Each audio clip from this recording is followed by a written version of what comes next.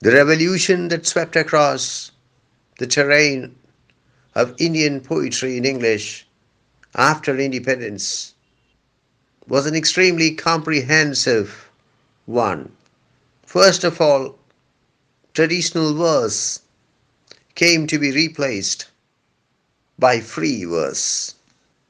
The metered line, the rhyme scheme, the regular stanzaic pattern were all thrown into the dustbin, into the dustbin of history. These spectacular changes on the plane of stylistics were matched by equally spectacular changes on the plane of thematics. There was a dramatic expansion of the thematic territory of Indian poetry in English. Thematic elements formerly looked upon as unpoetic now became the favorite haunts of the poets. Similarly, thematic areas which were hitherto taboo came to be explored with sensitivity and skill. One such area is sexuality, female sexuality. You find the pre-independence poets discussing love. Sometimes you even find them discussing the body, especially the female body. But you also find them fighting shy of discussing, of actually discussing, of discussing in detail sexuality, female sexuality. Female sexuality is one of the most important thematic strands in the present poem. A.K. Ramanujan's Looking for a Cousin on a Swing. I have spoken numerous times on A.K. Ramanujan. He was an exceptionally gifted poet, but he was also a prose writer, a scholar, a linguist, a folklorist, a translator, a speaker, and above all, a very fine human being. I have heard it being said repeatedly, over and over again, that A.K. Ramanujan's mother tongue was Kannada. I wish to clarify that though he spent the first part of his life in Mysore, he was not Kannadiga. His mother tongue was Tamil. His family were Tamil speaking Iyengars. Similarly, I've heard it being said over and over again that the mother tongue of U.R. Anandamurthy is Kannada. I wish to clarify that it was not Kannada, it was Tulu. Though he was very familiar and very comfortable with Kannada, his mother tongue was Tulu.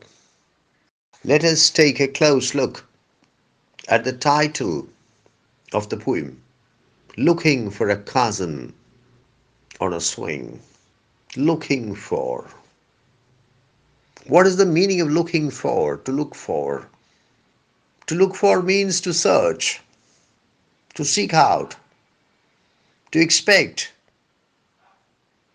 to hope for something which you need or want. I think all these meanings are applicable here. That all these meanings are applicable in the context of the present poem.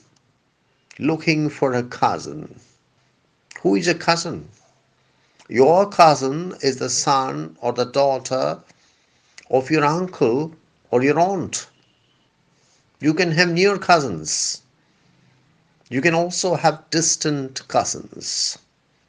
I would like to warn you that the cousin is a dangerous figure because he is temptation, opportunity, and cover